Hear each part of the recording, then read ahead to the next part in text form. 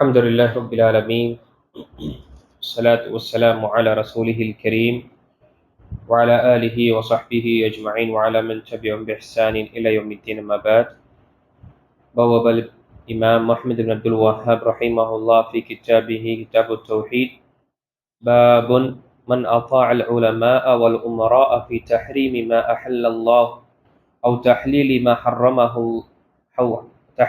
حرمه فقد اتخذه أربابا.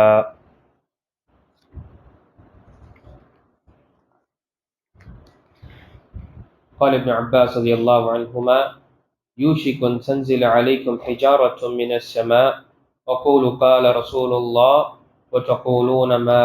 وتقولون قال أبو بكر وعمر وقال أحمد بن حنبل عجبت لقوم عرفوا الإسناد وصحته يذهبون إلى رأي سفيان والله تعالى يقول فليحذر الذين يخالفون عن أمره أن تصيبهم فتنة أو يصيبهم عذاب أليم. أتدري ما الفتنة؟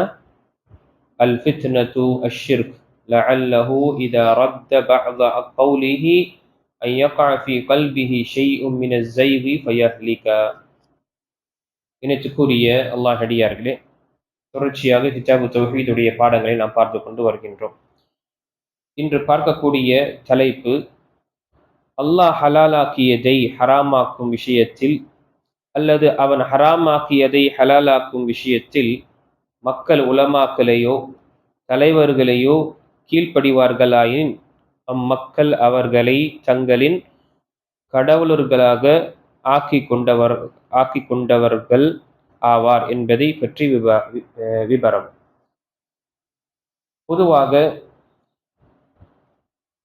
உலமாக்கள் மற்றும் உமராக்கள் என்று பார்க்கும் பொழுது, உலமாக்கள் மார்க்க விஷயங்களை எடுத்துரைக்கக்கூடிய கற்பிக்கக்கூடியவர்களாக இருப்பார்கள். நல்ல விஷயங்களையும் கெட்ட விஷயங்களையும் மக்களுக்கு போதிக்கக்கூடியவர்களாக இருப்பார்கள். உலமாக்களுடைய பணி என்று பார்க்கும் பொழுது அவர்களுக்கு மக்களை நல்ல வழியின் பக்கம் அழைப்பதும் பாவங்கள் மற்றும் தீமையிலிருந்து தடுக்கக்கூடிய நிலை இருக்கும். அவர்களுடைய வேலை அவர்கள் மக்களுக்கு சொல்லக்கூடியவர்களாக இருப்பார்கள். உமரா ஆட்சியாளர்கள் என்று பார்க்கும் பொழுது, ஆட்சியாளர்கள் அவர்கள் தன்னுடைய அந்த ஆற்றலை கொண்டும் தன்னுடைய அந்த ஆட்சி பலத்தை கொண்டும் சில முடிவுகளை அவர்கள் எடுப்பார்கள். அது நிர்பந்திக்கக்கூடிய நிலையில இருக்கலாம். ஏனென்றால் அவர்களிடம் அந்த ஆட்சி அதிகாரம் இருக்கு. அந்த அதிகாரத்தையும் ஆட்சியும் அந்த அரசை கொண்டு என்ன செய்வார்கள்? அவர்கள் ஒரு விஷயத்தை அதை நிறைவேற்றுவதற்காக செய்யக்கூடியவர்களாக இருப்பார். இந்த இரண்டு பேர்களும் இவர்களை கொண்டு ஒரு சமுதாயமே சீராக அமையும். பொதுவாக மார்க்க விஷயங்களை எடுத்துரைக்கக்கூடியவர்களும் அதே போல மக்களுக்கு நன்மை நாட வேண்டும் என்பதற்காக அந்த நாட்டில் நிம்மதியும் அமைதியும் நிலவுவதற்காக அவர்கள் செய்யக்கூடிய சில திட்டங்களும் சில வழிமுறைகளும் அவர்களுடைய அதனால மக்களுக்கு பலனுள்ளதாக இருக்கும், பயனுள்ளதாக இருக்கும். இதுதான் அல்லாஹ் தஆலா தன்னுடைய திருமறையில் சொல்லும் பொழுது, யா அய்யுஹல்லதீன ஆமனூ அத்தியுல்லாஹ வ அத்தியுர் ரசூல வ உலில் அம்ரி மின்கும். சூரத்துல் நிசாவுடைய 59வது வசனத்தில், ஈமான் கொண்டோர்களே அல்லாஹ்வை கட்டுப்படுங்கள், பிறகு தூதரையும் கட்டுப்படுங்கள், அவனை பின்பற்றுங்கள். வ உலில் அம்ரி மின்கும், மற்றும் உங்களில் பிரதிநிதியாக தலைவராக இருக்கக்கூடியவர்கள். இங்கு உலுல் அம்ரி என்று வரக்கூடிய விஷயத்தில் தஃப்சீரில் நாம் பார்க்கும் பொழுது, இதில் உலமாக்களும் அடங்குவார்கள், இதில் உமராக்கள் ஆட்சி அமைக்கக்கூடியவர்களும் அடங்குவார்கள். உலமாக்களுடைய வேலையை மக்களுக்கு எடுத்துரைப்பதும், ஆட்சியாளர்களுடைய வேலை அவர்கள் அதை நிலைப்படுத்துவதும், அதை பிராக்டிகலாக கொண்டு வருவதாக இருக்கும். இங்கு இந்த வசனத்துல ஒரு விஷயத்தை கவனிக்க வேண்டும். அல்லாஹு தஆலாவை கட்டுப்படுங்கள், அவனை வணங்குங்கள், அத்தியுல்லாஹ் என்ற வார்த்தை பயன்படுத்தப்பட்டது, வினைச்சொல். அதே போல இரண்டாவது அத்தியுர் ரசூல் என்று கூட வேர்பு பயன்படுத்தப்பட்டது. அத்தியுர் ரசூல், ரசூலை நீங்கள் பின்பற்றுங்கள். ஆனால் உலுல் அம்ரி மின்கும் என்று வரும் பொழுது அங்கு அந்த வினைச்சொல் அந்த வேர்போ பயன்படுத்தப்படலை.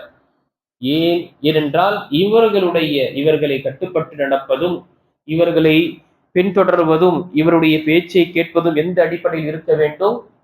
அல்லாஹும் அல்லாஹுடைய தூதர் ஸல்லல்லாஹு அலைஹி வஸல்லம் காட்டி தந்தை பிரகாரம் இருக்க வேண்டும். என்ன அர்த்தம்? குர்ஆனும் சுன்னாவும் அதில் இருக்கக்கூடிய விஷயங்களை இந்த உலமாக்களாக இருக்கட்டும் அல்லது ஆட்சியாளர்களாக இருக்கட்டும், அவர்கள் உங்களுக்கு போதித்தாலோ அதன் பக்கம் அழைத்தாலோ அதை நிலைநாட்டுவதற்காக அவர்கள் முடிவெடுத்தாலோ நீங்கள் அவர்களை கட்டுப்பட்டு நடங்கள் என்று சொல்லப்பட்டது.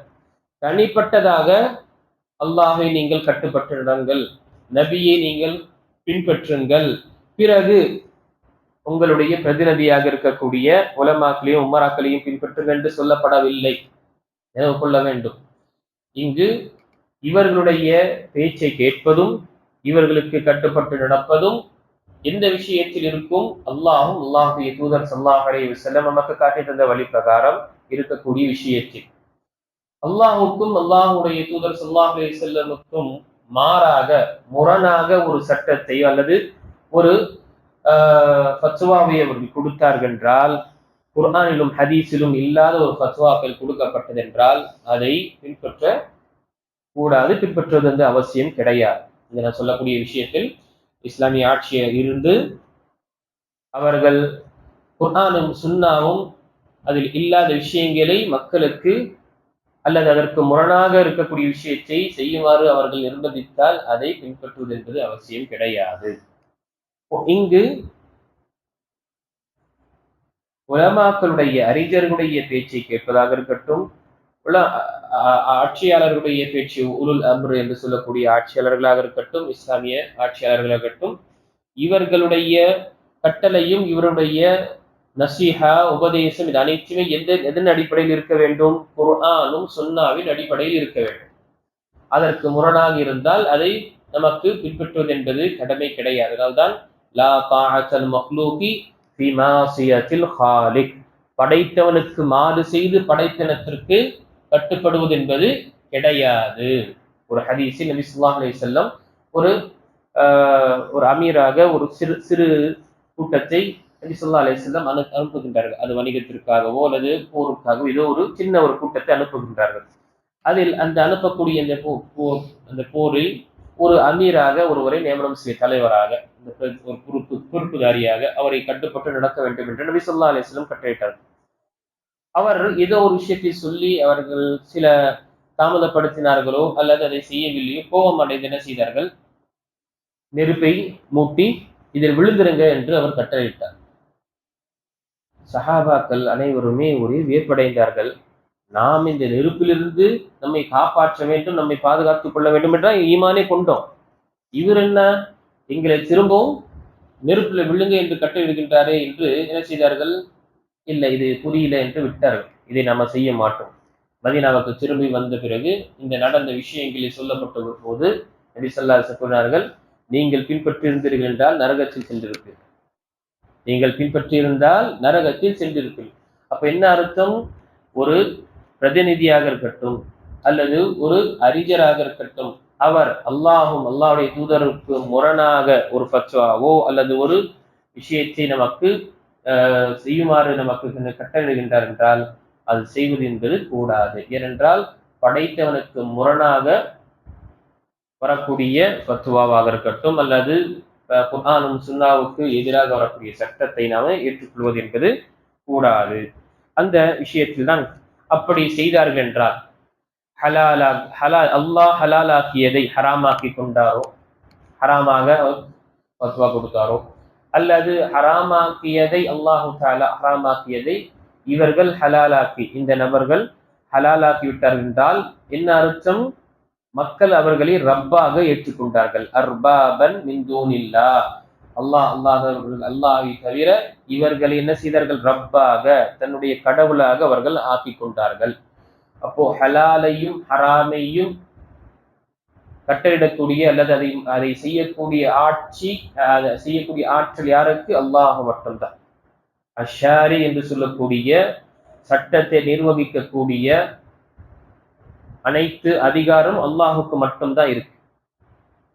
நபி ஸல்லல்லாஹு அலைஹி வஸல்லம் அல்லாஹு தஆலா அவர்கள் மூலமாக இந்த சட்டத்தை நிறைவு செய்கின்றார்.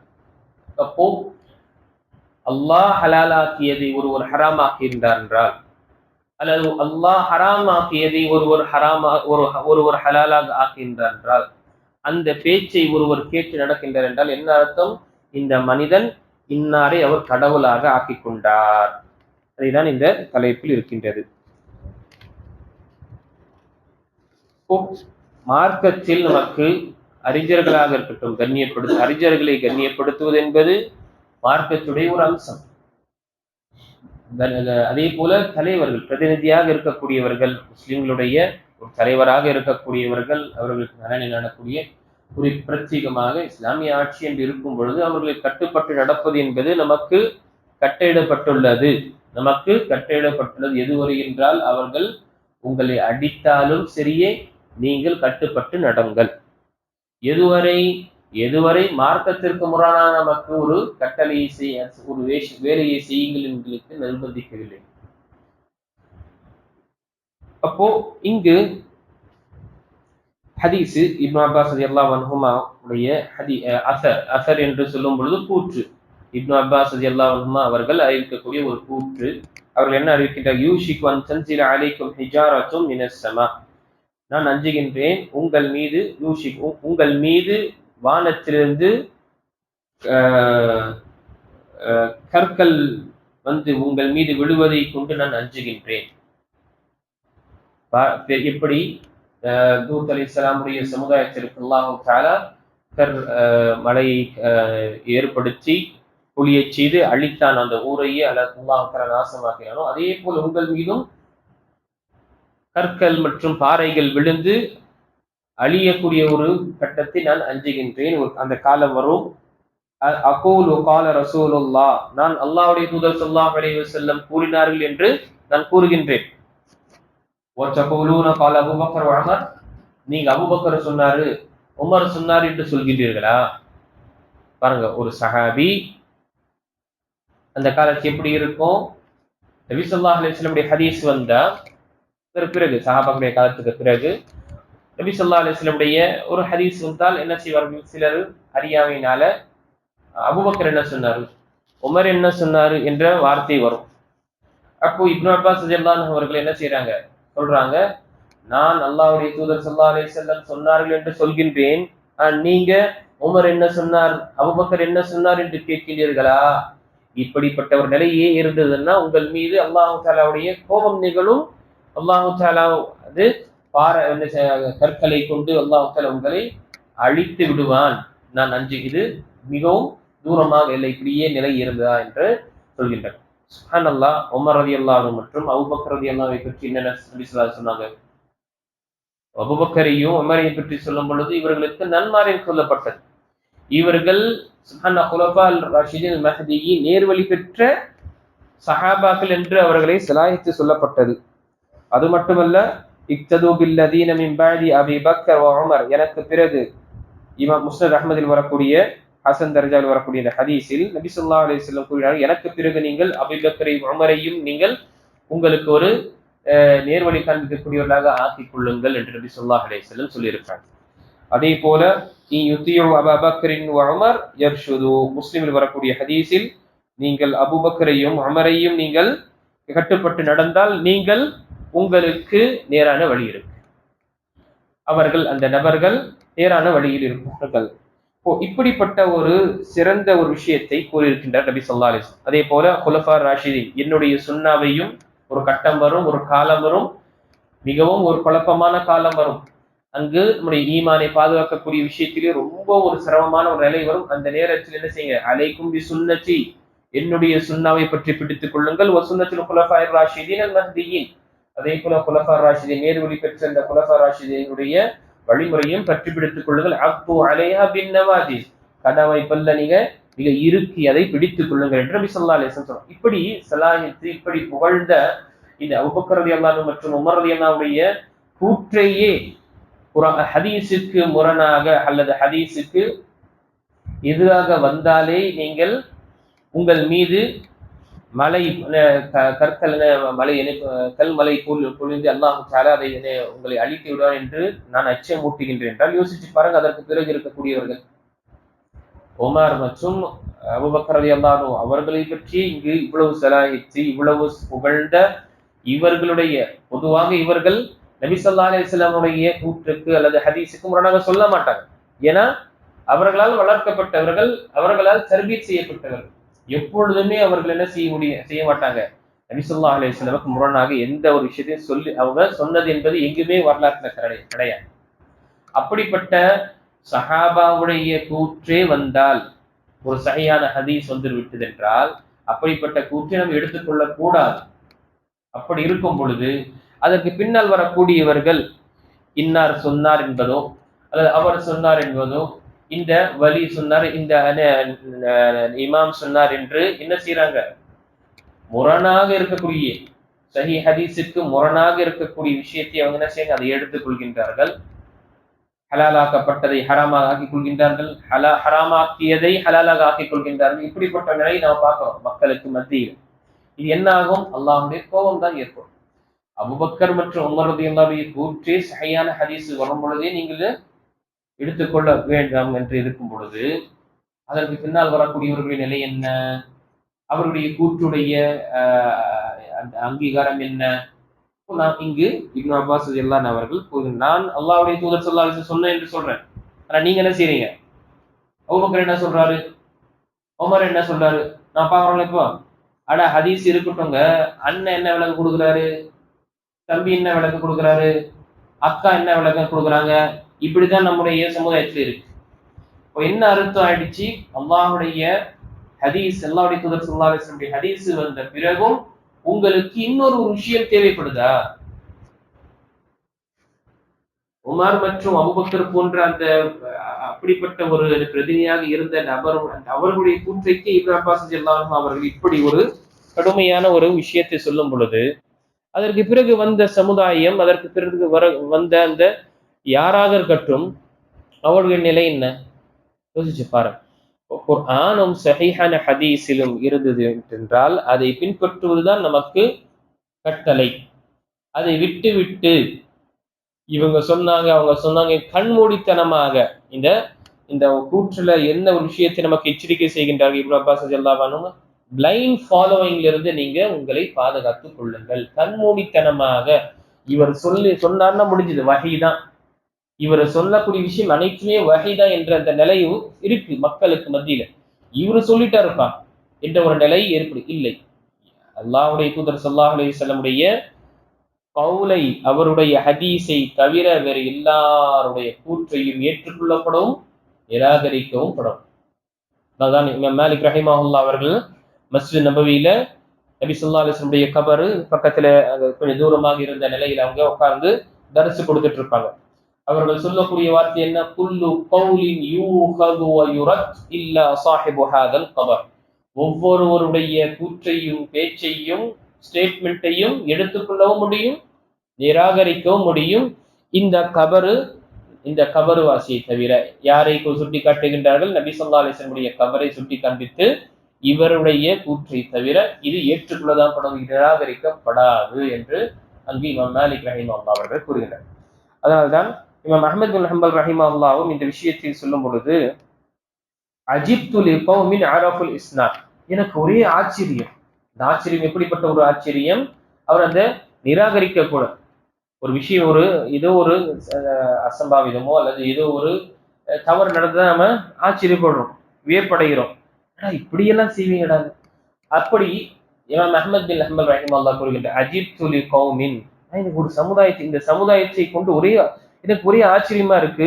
அரஃபுல் இஸ்னாத், சஹீஹான ஹதீஸை அவர்கள் பெற்றுவிட்டார்கள்.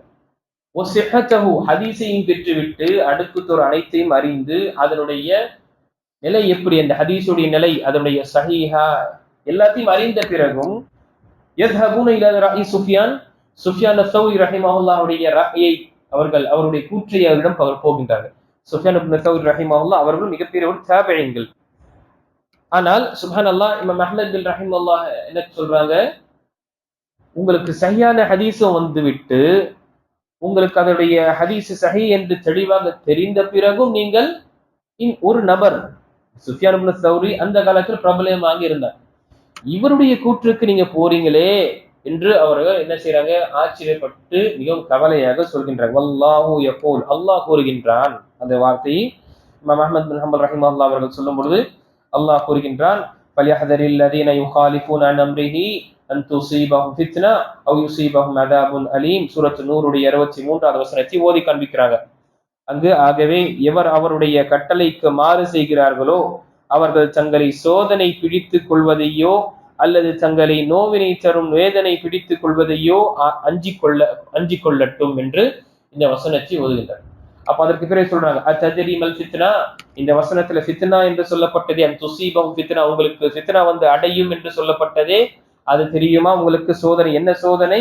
அதற்கு இமாம் அஹ்மத் பின் ஹம்பல் ரஹிமஹுல்லாஹ் அவர்கள் விளக்குரை சொல்லும் பொழுது, அல் ஃபித்னத்து அஷ்ஷிர்க், ஷிர்க் வரை கொண்டு சென்று விடும். நீங்க செய்யக்கூடிய இந்த வேலை கண்மூடித்தனமாக சஹீஹான ஹதீஸ் வந்த பிறகும் இன்னாருடைய ஒருவருடைய கூற்றையே முழுமையாக பின்பற்றக்கூடியவராக இருக்கின்றீர்கள், இதை ஏற்றுக்கொள்ளக்கூடிய நிலை உங்களுக்கு அந்த வரவில்லை என்றால் உங்களுக்கு பெரும் சோதனை நீங்கள் மேற்கொள்ளக்கூடியவர்கள். அந்த சோதனை எப்படிப்பட்ட சோதனை? ஷிர்க் வரை கொண்டு செல்லும். மனிதனை ஷிர்க் வரை கொண்டு செல்லும். அவர் என்ன சொன்னாலும் அதுதான் என்று சொல்லும் பொழுது நாளைக்கு என்ன செய்வாரு? நீ தாயத்தை கட்டுப்பான்னு சொல்லுவார். என்ன செய்வான்? தாயத்துக்கு. நீ தர்காவுக்கு போன்னு சொல்லுவான். தர்கா, நீ எனக்கு சஜ்ஜதான் செய்யுன்னு சொல்லுவோம். எனக்கு ஏதாவது ஒரு காணிக்கை செய்து என்னிடம் துவா கேளுன்னு சொல்லுவோம். ஒரு கட்டத்துல போகும்பொழுது ஒவ்வொரு நிலை இதான் நாம பார்க்கிறோம். மக்கள், அல்லாஹ் பாதுகாக்க வேண்டும், அல்லாஹ்வுடைய இல்லத்திற்கு வராத மக்கள் எல்லாருடைய இடத்தை அவர்கள் சுற்றி கொண்டுதான் இருக்கிறாங்க. எதில் அல்லாஹ், எங்கு அல்லாஹ் தஆலா தீர்வை வைத்திருக்கின்றானோ, நம்முடைய உள்ளத்திற்கு ஊட்டச்சத்தாகவும் நம்முடைய உள்ளத்திற்கு நிம்மதியை பெற வேண்டும் என்று அல்லாஹ் தஆலா எந்த இடத்தில் வைத்திருக்கின்றன அதை விட்டு விட்டு எல்லா இடத்திலும் அவன் தேடுகின்றான். எப்படிப்பட்ட ஒரு நிலையாக இருக்கட்டும், எப்படிப்பட்ட ஒரு நபராக இருக்கட்டும், அவனிடம் சென்று அவனுடைய அல்லாஹ் அக்பர், அவனுடைய ஆசீர்வாதமும் அவனுடைய என்ன சொல்வது, அவன் தொட்டு தடவி முடித்து விட்டென்றால் எல்லா பலா எல்லா முசீபத்தும் அகற்றிவிடும் என்ற அந்த சிந்தனையில் மக்கள் இருக்கின்றார்கள். அல்லாஹ் பாதுகாக்க வேண்டும். அவர்கள் ஷிர்க்கு விழக்கூடிய நிலையும் இருக்கும். பாருங்க, இமாம் அஹ்மத் பின் ஹம்பல் ரஹிமஹுல்லாஹ் அந்த 3வது நூற்றாண்டில் வாழ்ந்தவர். இந்த நேரத்தில் இங்க தெரியப்படுத்துறாங்க, அந்த ஷிர்க், அந்த ஃபித்னா என்ன தெரியுமா? அது ஷிர்க்கு என்று அங்கு சொல்கின்றார். லஅல்லஹு இதா ரத்த பஅத கௌலிஹி அன் யக்அ ஃபீ கல்பிஹி ஷைஉன் மின ஸையி ஃபயஹ்லிக. ஏனென்றால் சில நேரத்தில் சில அந்த ஹதீஸுகளுடைய சில கூற்றை அவர்கள் நிராகரித்தால் என்ன ஆகும்? அவருடைய உள்ளத்தில் அந்த ஸைக் என்று சொல்லக்கூடிய துரும்பு பிடித்துவிடும். பிறகு அந்த துரும்பு அவருடைய ஒட்டுமொத்த உள்ளத்தையும் அழித்துவிடும் என்று இமாம் அஹ்மத் பின் ஹம்பல் ரஹிமஹுல்லாஹ் அவர்கள் கூறுகிறார். கடைசியாக அதி பின் ஹாத்திம் ரலியல்லாஹு அன்ஹு அவர்கள் நபி ஸல்லல்லாஹு அலைஹி வஸல்லமிடம் வந்து கேட்கின்றார்கள். ஒரு வாட்டி நபி ஸல்லல்லாஹு அலைஹி வஸல்லம் இந்த வசனத்தை ஓதிய போது அவர்கள் கேட்டார்கள். அதி பின் ஹாத்திம் யாரு? ஹாத்திம் தாயுடைய மகன். ஹாத்திம் தாய் நமக்கு மிகவும் பிரபல்யமான ஒரு கொடை வள்ளல். ஆனால் அவர் இஸ்லாத்தை ஏற்றுக்கொள்ளவில்லை. அவருடைய மகன் அதி பின் ஹாத்திம் ரலியல்லாஹு அவர்கள் என்ன செஞ்சாங்க? இஸ்லாத்தை ஏற்றுக்கொண்டாங்க. அல்ஹம்துலில்லாஹ், சிறந்த ஒரு நிலை இருந்தாங்க. இவங்க தான் ரமதானுடைய அந்த வசனத்தை, இரவு உங்களுக்கு கருப்பு நூல் வெள்ளை நூல் ஆகும் வரை நீங்கள் உண்ணுங்கள் பிறகு என்று சொல்லப்பட்ட அந்த வசனத்தை என்ன செஞ்சாங்க? அந்த 2 நூலை வைத்து விட்டு தலகாணியில வைத்து பார்க்கறாங்க, என்ன மாறிச்சா மாறி விட்டுதா என்று. பிறகு காலையில போயிட்டு நபி ஸல்லல்லாஹு அலைஹி வஸல்லம், அல்லாஹ்வுடைய தூதரே, அந்த வசனத்தை அப்படிதான் இருக்கு, உண்ணுங்கள் பிறகுங்கள் இப்பொழுது கருப்பு அந்த நூலு வெள்ளை நிறமாக மாறும் வரை என்று சொல்றாங்க. மாறவே இல்லை என்று சொல்லும்போது அல்லாஹ் தஆலா அதிலே ஃபஜர் என்று சொல்லவில்லையா? ஃபஜர் நேரம் என்று சொல்லவில்லையா? ஆமா, அல்லாஹ்வுடைய தூதரே மறந்து. அப்போ அந்த அதி பின் ஹாத்திம் ரலியல்லாஹு அன்ஹு அவர்கள் ஒரு வாட்டி நபி ஸல்லல்லாஹு அலைஹி வஸல்லம் இந்த வசனத்தை ஓதும் பொழுது கேட்கிறாங்க, இத்தகது அஹ்பாரஹும் வ ருஹ்பானஹும் அர்பாபம் மின் தூனில்லாஹ். சூரத்து தௌபாவுடைய 31வது வசனத்தை ஓதிக்கொண்டிருக்கும் பொழுது அவர்கள் அல்லாஹ்வுடைய தூதரிடம் வருகிறாங்க. அது என்ன? அவர்கள் அல்லாஹ்வை விட்டும் தம் பிரதிநிதிகளையும் தம் சன்னியாசிகளையும் தன்னுடைய பாதிரிகளையும் தம் சன்னியாசிகளையும் மரியமுடைய மகனாகிய மசீஹையும் தெய்வங்களாகி கொள்கின்றனர். ஆனால் அவர்களே ஒரு இறைவனை தவிர வேறொன்றையும் வணங்கக்கூடாது என்று கட்டளிட்டுள்ளார்கள். இங்கு அவர்களுடைய பாதிரிகளும் அதே போல சன்னியாசிகளையும் இவர்கள் கடவுளாக ஆக்கிக் கொள்கின்றார்களே, தெய்வங்களாக ஆக்கிக் கொள்கின்றார்கள் என்ற இந்த வசனத்தை படிக்கும் பொழுது அதி பின் ஹாத்திம் ரலியல்லாஹு அவர்கள் இதை கேட்டு அல்லாஹ்வுடைய தூதரிடம் கேட்கின்றார், ஃபகுல்து லஹு, அல்லாஹ்வுடைய தூதரிடம் நான் கூறினேன், இன்னா லஸ்னா நஅபுதுஹும், நாம் அவங்களை வணங்கலையே, அவங்களை நாம தெய்வங்களாக ஆக்கலையே அல்லாஹ்வுடைய தூதரே என்று சொல்றாங்க. அதி பின் ஹாத்திமும் அவங்க இதற்கு முன்னாடி மற்ற இன்னொரு சமுதாயத்தில் இருந்திருக்காங்க. அப்ப இல்ல அப்படி நாம செய்யறது கிடையாது என்று சொல்லும் பொழுது நபி ஸல்லல்லாஹு அலைஹி வஸல்லம் கேட்கிறாங்க. பாருங்க, அப்போ பாருங்க, இந்த வார்த்தையை நாம் புரிந்து கொள்ளலாம். தெய்வங்களாகவோ கடவுளாகவோ அல்லது இவரை வணங்குவது என்ற வார்த்தை எதில் அடங்கும்? இப்ப நபி ஸல்லல்லாஹு அலைஹி வஸல்லம் குர்ஆன் கூறுகின்றார்கள், அலைஸ யுஹர்ரிமுன மா அஹல்லல்லாஹ் ஃபதுஹர்ரிமுனஹு, அல்லாஹ் ஹலாலாக்கியதை அவர்கள் ஹராமாக்குகின்றார்களே, அதை நீங்கள் ஹராமாக்கிக் கொள்கின்றீர்களே, இப்படி செய்வது கிடையாதா என்று கேட்கின்றார். வயுஹில்லூன மா ஹர்ரமல்லாஹு ஃபதுஹில்லூனஹு, அல்லாஹ் எதை ஹராமாக்கினானோ அவர்கள் ஹலாலாக்குகின்றார்கள், அதை நீங்கள் ஹலாலாக்கிக் கொள்கின்றீர்கள் அல்லவா என்று நபி ஸல்லல்லாஹு அலைஹி வஸல்லம் கேட்கின்றார்கள். ஃபகுல்து பலா, ஆம், அப்படியேதான், ஏன் இல்லை, அப்படியேதான் நம்ம செய்யறோம். பாதிரியார்களும் அதே போல இந்த சன்னியாசிகளும் இவர்கள் என்ன சொல்கின்றார்களோ, ஹலாலை ஹராம் சொன்னாலும் சரி நம்ம ஏற்றுக்கொள்றோம், ஹராமை ஹலால் சொன்னாலும் சரி ஏற்றுக்கொள்கின்றோம் என்று அவர்கள் இப்படி சொல்லணும். பல இபாதத்தும், இதுதான் உங்களுக்கு வழிபடுவது, இதுதான் உங்களுக்கு செய்யக்கூடிய நீங்க இபாதத்து, அவர்களை நீங்கள் தெய்வங்களாக ஆக்கிக் கொண்டீர்கள், கடவுளாக நீங்கள் ஆக்கிக் கொண்டீர்கள். என்ன அர்த்தம்? ஹலாலையும் ஹராமையும் நிர்வகிக்கக்கூடிய ஆட்சி அதிகாரம் யாருக்கு மட்டும் உள்ளது? அல்லாஹ்வுக்கு மட்டும்தான் உள்ளது, வேறு யாருக்கும் கிடையாது. அந்த அந்தஸ்தை, அந்த ஆற்றலை வேறொருக்கு நாம கொடுத்து விட்டோம் என்றால் அவர்களை தெய்வங்களாகவோ அல்லது கடவுளாகவோ அவர்களை வணங்கக்கூடியவர்களாக ஆகிவிடும். அல்லாஹ் பாதுகாக்க வேண்டும். பாருங்க, நபி ஸல்லல்லாஹு அலைஹி வஸல்லம் விட அந்த சஹாபி கேட்கிறாங்க, நாம தான் வணங்குறது இல்லையே அல்லாஹ்வுடைய தூதரே அவங்கள. அப்போ நபி ஸல்லல்லாஹு அலைஹி சொல்றாங்க, அவங்க அல்லாஹ் ஹலாலாக்கியத அவங்க ஹராம் ஆக்கிடுறாங்கன்னா நீங்க ஹராம் தான் ஆக்குறீங்க.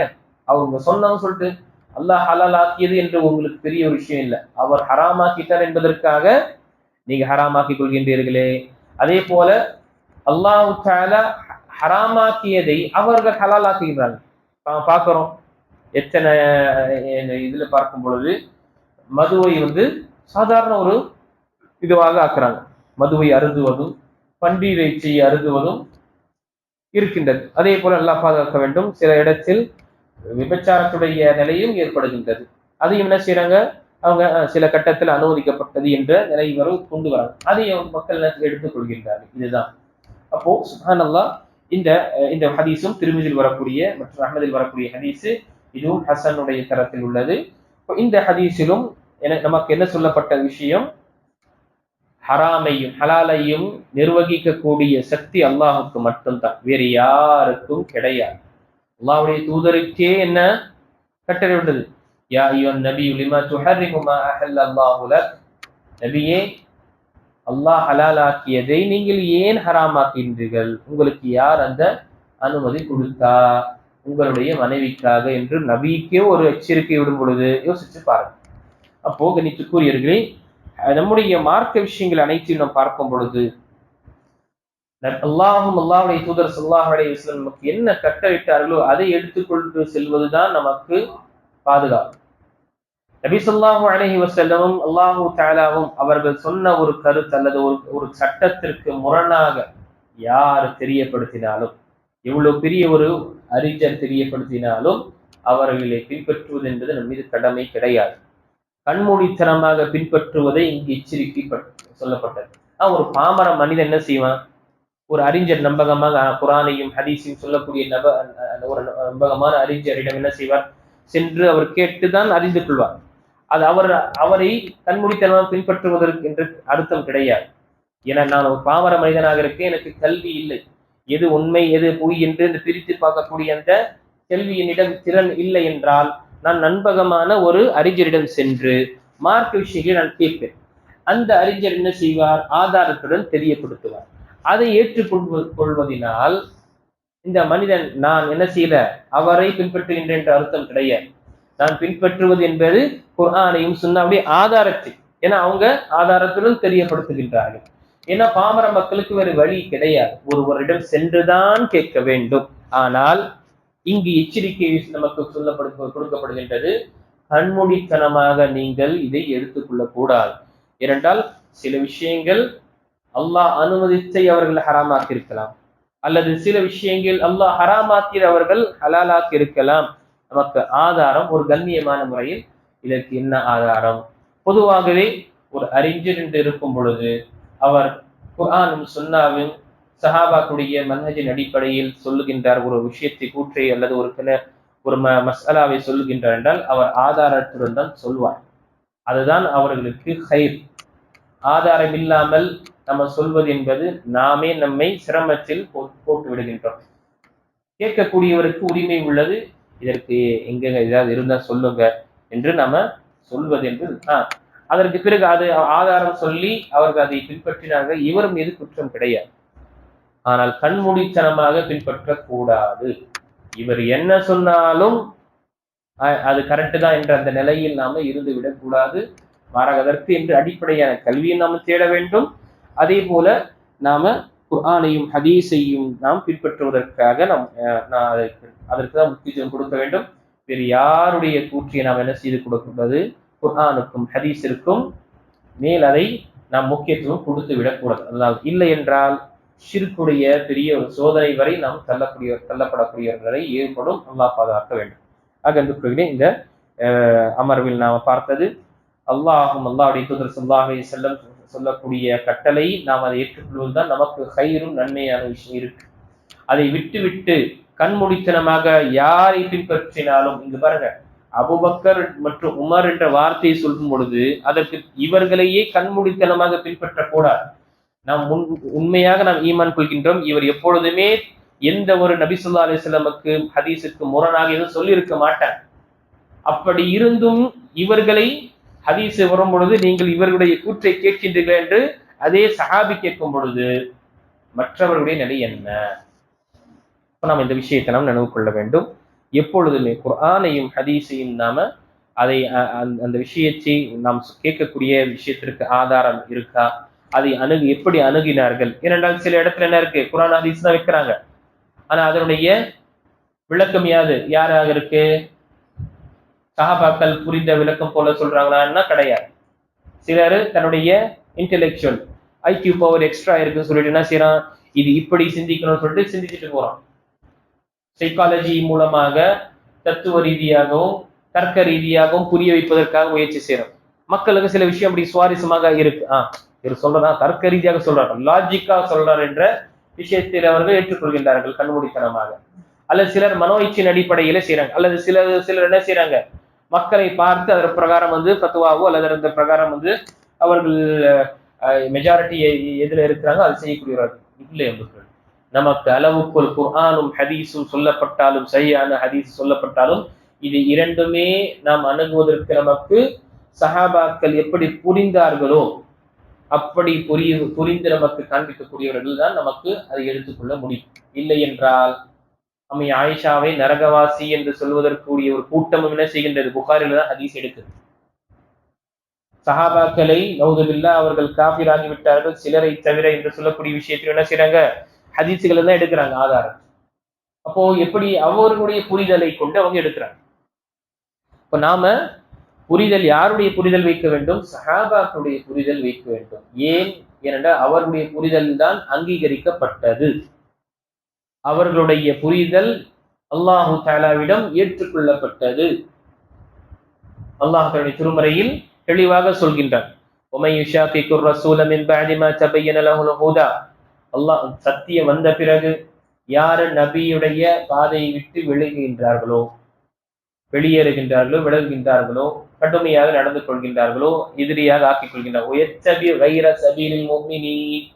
முஸ்லிம் அல்லாதவர்களுடைய வழியை தேர்ந்தெடுக்கின்றார்களோ, பின்பற்றுகின்றார்களோ, நுவல்லிஹி மா தவல்லா, எந்த வழிகேட்டில் அவர் இருந்தாலோ அதிலேயே நாம் என்ன செய்வோம்? அல்லாஹ் கூறுகின்றான், நான் அதை செலுத்தி விடுவோம், அதிலேயே அவனை ஆக்கி விடுவோம்.